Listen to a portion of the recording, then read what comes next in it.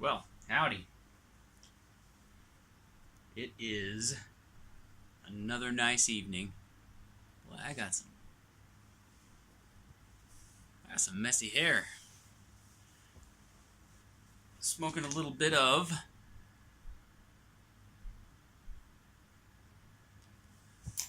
Dunhill Standard Mixture.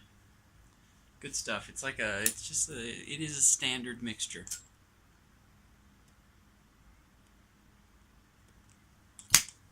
In my HIS vent.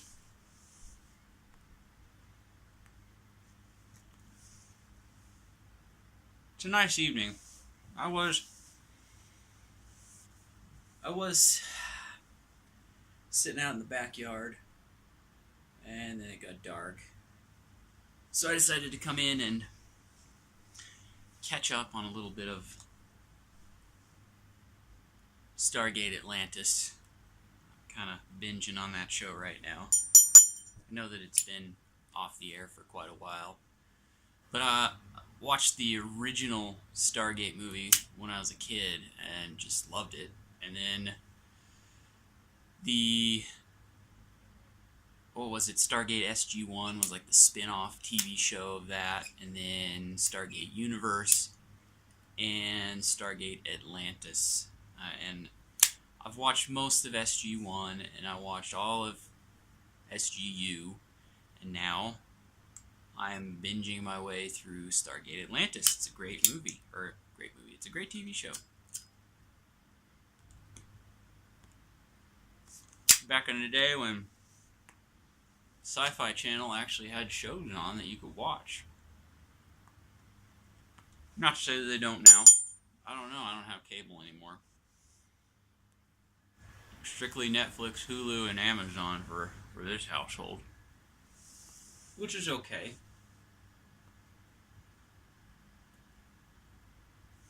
They have enough to keep me entertained.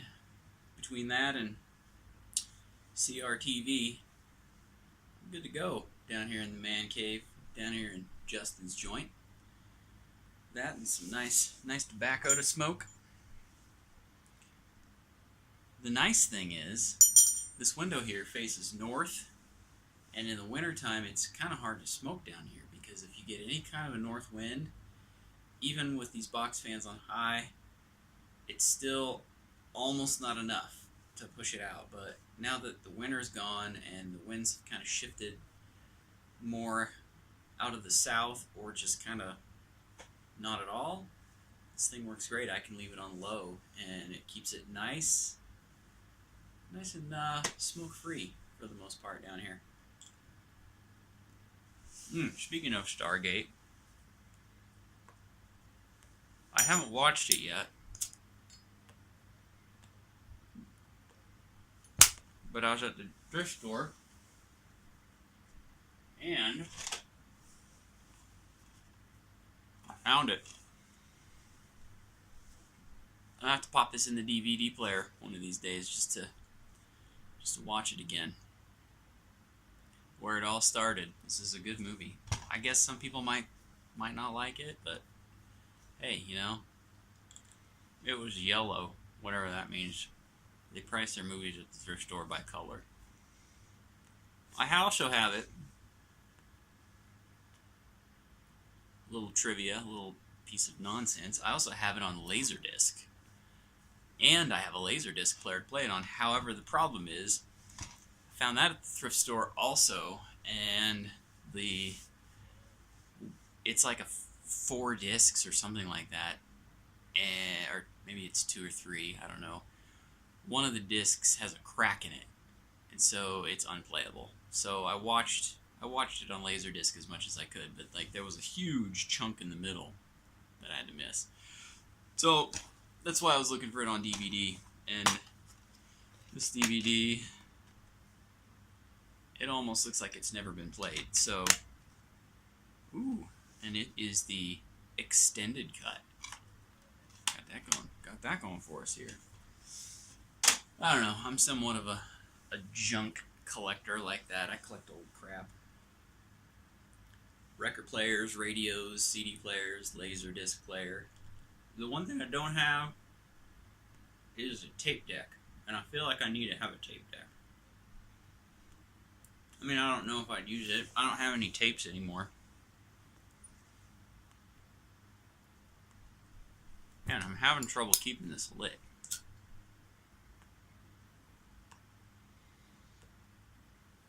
Anyway, so what else I want to talk about tonight? Not just a whole heck of a lot, actually. It's been kind of an uneventful couple of days. Nothing really big has happened. We got some good news at work, which is also some bad news at work. You know how that goes. You get good news, and it's like, yay, we won this project, and then you're like, oh, shit, how are we going to do all this work? It's kind of where I'm at. It's still sinking in a little bit. Good news is it won't start probably for another month or so. The hard work.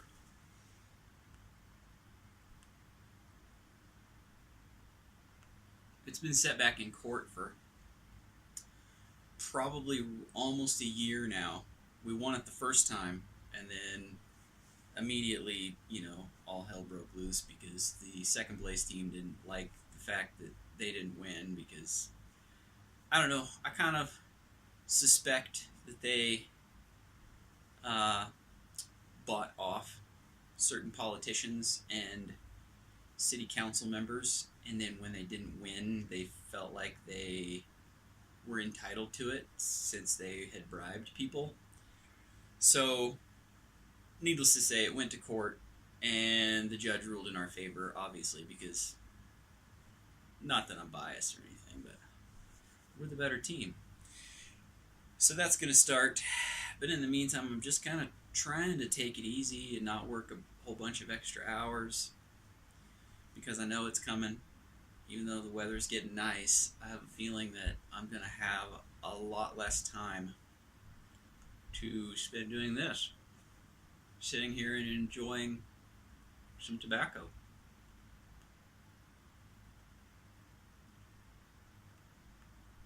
My cadence is all off. There we go. Just needed a quick tamp. Alright. So, I do have a 3D print project going, and I also have another one that I'm going to show you right now. It's awesome. It's hilarious. If you're a homophobe, look away now.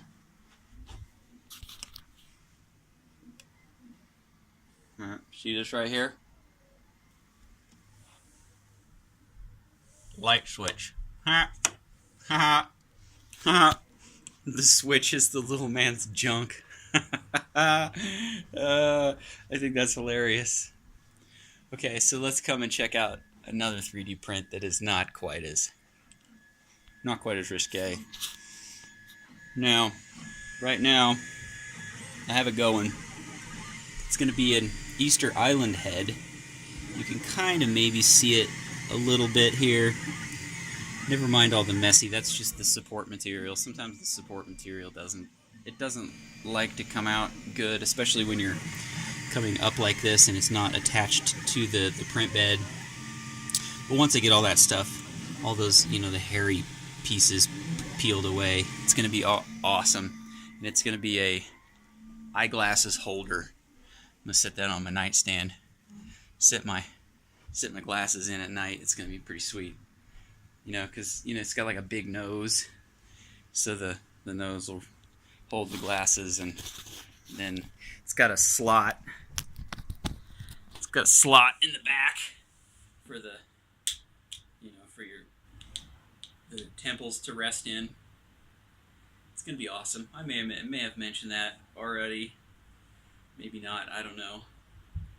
What I can tell you is that it's going to be epic. I've got a whole bunch of other stuff in the queue too. My daughter wants me to model her up a pop socket cover. She just got a new pop socket for her phone, and she just got one that's just a plain white because she's not going to use the plain white. I'm going to make her a special one that's got a silhouette of our dog in it. It's going to be sweet. It's going to actually be pretty cool. I need to get off my duff and get I need to get that modeled at some point, but you know, it's just been so nice outside. It's been hard for me to come in before dark, and even after dark it's been hard for me to come in. Like right now it's still 70 degrees outside, and it's, you know, almost 9 o'clock. You know, it's dark, but it's still gorgeous out. So that's been my main problem lately, is that I've been spending too much time out in the yard, goofing around, dinking around in the shed, doing that kind of stuff. And again, I'll let my pipe go out.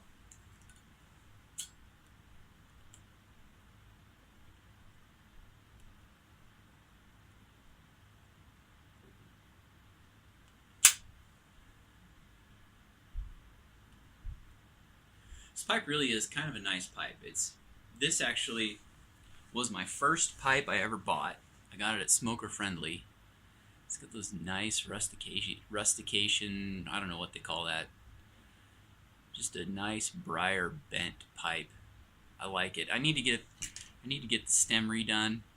Ooh, that's kind of gross. The stem broke off a little bit, so it still keys in there nice, but it's not very tight. So when the pipe isn't hot, this is really loose, so you can't clench this pipe when it's not hot. Like right now it's fine. You know, I can clench it just fine, but that's because it's warm, because I'm smoking it. Man, I got some real nutty professor hair going on here.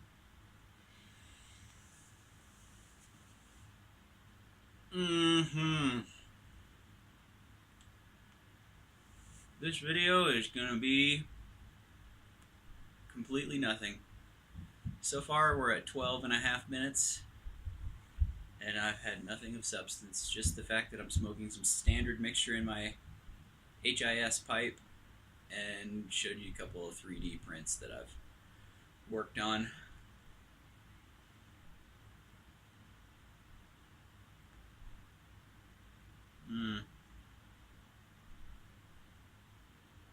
I'm fortunate tonight, because tonight's Wednesday. I play in the band at 2 churches actually. One is the main church that I play at, and then another one I play there just because one of my friends is in that band, and so I like to go over there and play with them once in a while.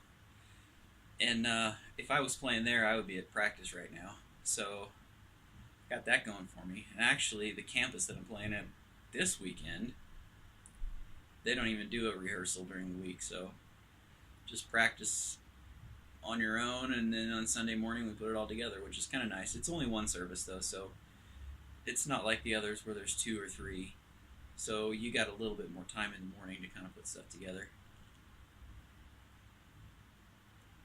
I guess I could show you. Here's what I'll do.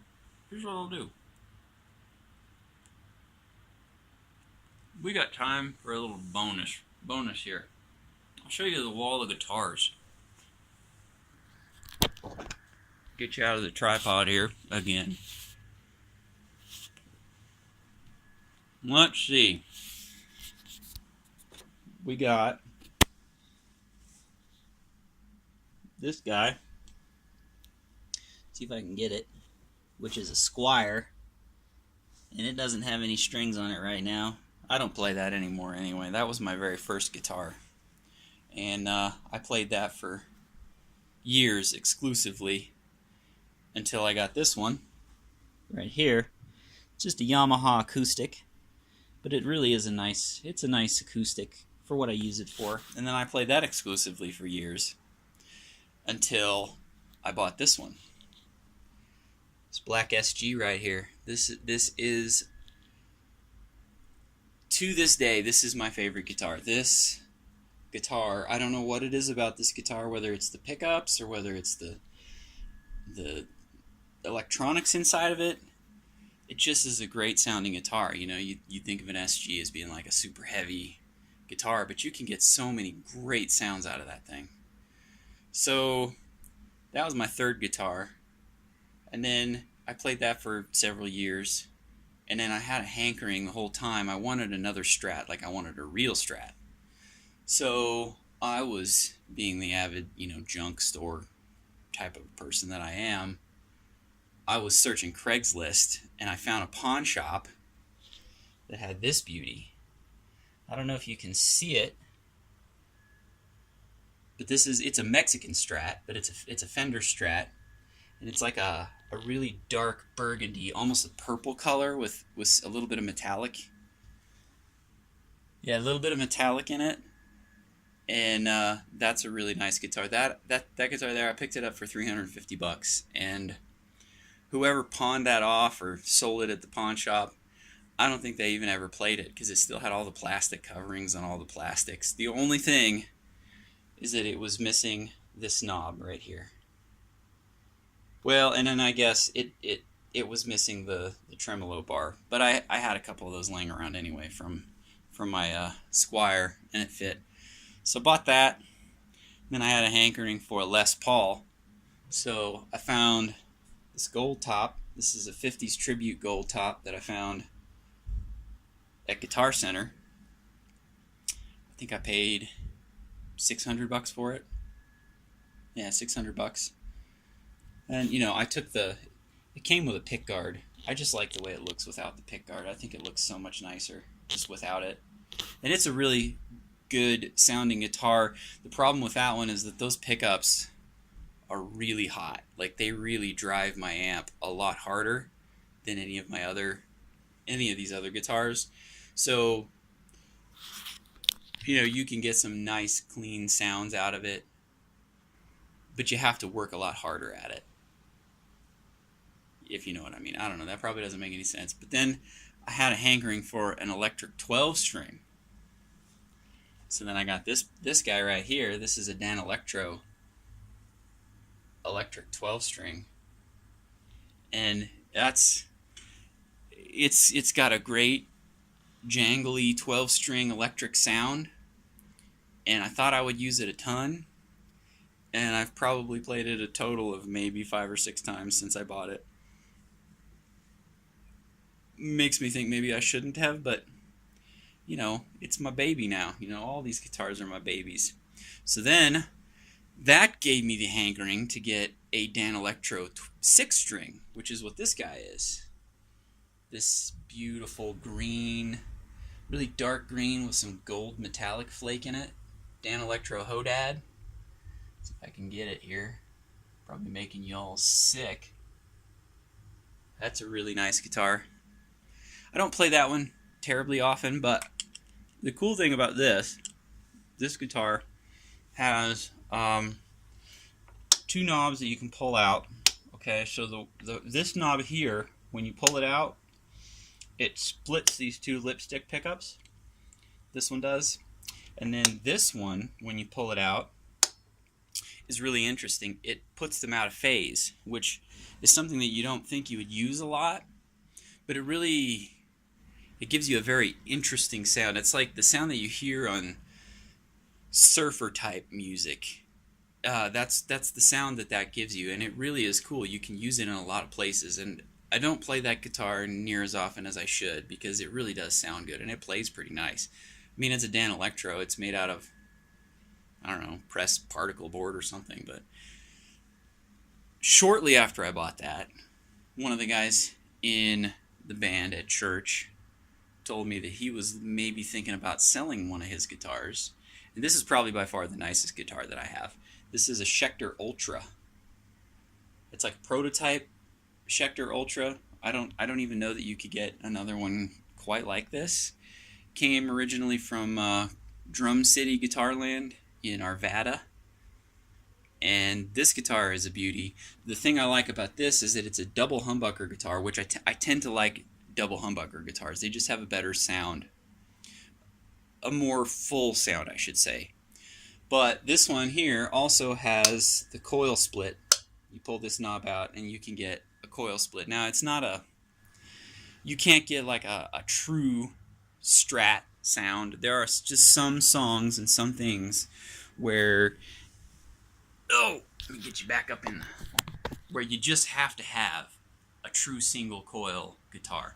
And that's where the Strat really shines. I mean, there are certain songs and certain sounds that you just can't get unless you're playing it on a Strat, or to some extent a Telecaster. They both have kind of the same sound. They're a little different. I mean, no, they're a lot different. But I mean, it's kind of along the same family tree of sound as far as guitars and pickups go. But that's the guitar arsenal that we got here going on down here in the joint. I got a couple amps too, but maybe I'll save those for a later date. I don't have their. My problem is when I get home, I unload my truck, I manage to get everything down here, and then I just kind of put it in a pile until the next time I have to either practice or go somewhere to play. And right now the rest of my stuff is out there in a pile, and I don't really feel like sifting through it, so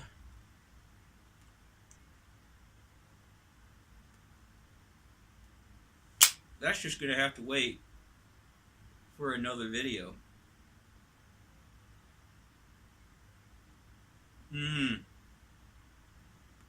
Man, Standard Mixture, it's just one of those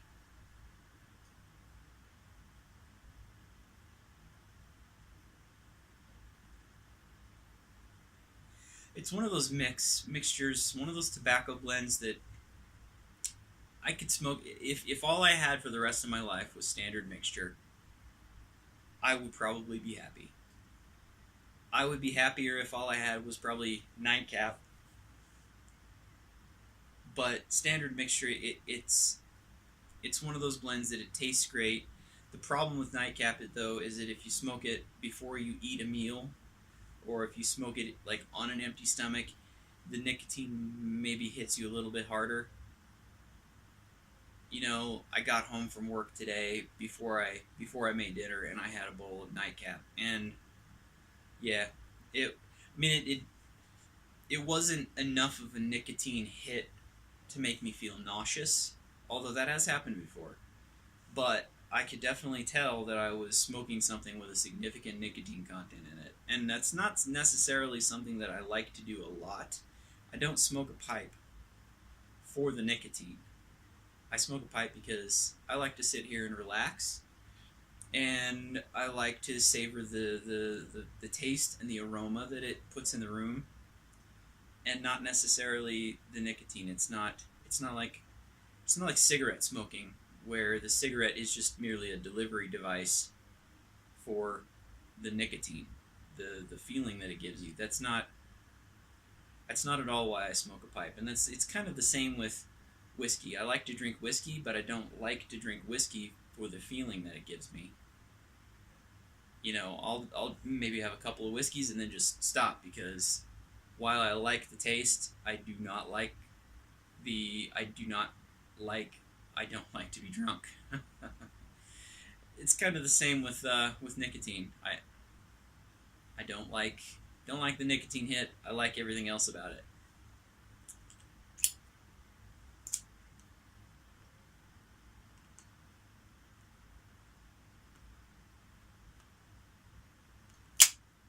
All this talking, and the pipe keeps going out. I kind of feel like a dork here.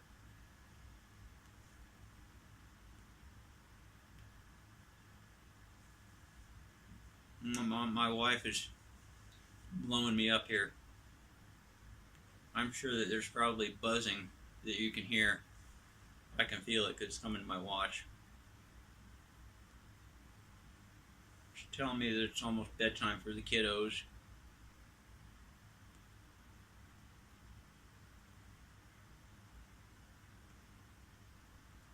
They've been doing, the state, what do you call it? The state standardized tests the past several days. And, I don't know how I feel about that or whatnot, but I learned today, I don't know whether I've just had my head in the clouds or I don't know, maybe I just haven't been paying attention, that as their parent, I can opt them out of that. And it's too late now, but I think next time I'm definitely going to do that. The less information the government has about my kids, I think the better I feel about that. You know, it's not that I don't trust the government. No, I don't trust the government, but that's not the reason why. It's just they're kids. They don't need to be a set of data in some government list. I don't know, maybe I'm going too far down my political leanings. I just don't think it's any of the government's damn business how smart my kids are. Not to mention, the tests really don't do anything. They don't count for their grades. All it is just wasted class time for the teachers to administer this test that may or may not have any bearing on anything they're learning at all. I mean, half the time, from what I'm told from my kids, half the content of the test is stuff they haven't even learned yet. You know, and it's stuff that they typically don't learn until later on in the semester, or whatever. So with that, it's kind of like, what's the point? I mean, if they haven't learned it yet, why are you giving them a test about it? Now, I can understand the need to, see where the school's at, see where the money needs to go, but I think that there's better ways to do that. Rather than doing some standardized test, one size fits all for every kid in every school district. You could let the teachers actually do their job and teach the kids, rather than teach them how to get a good grade on this test. The test basically is for recall, memory. You need to remember this answer, you need to remember this thing. It doesn't really involve any thinking or actual problem solving. It's like, you either know the answer and you fill in the bubble, or you don't. I don't know. Probably gone on too long about that. So I'm going to finish this bowl. My wife keeps blowing me up, telling me that I need to go put kids to bed, even though they're old enough to do that themselves. So until next time, from Justin's Joint.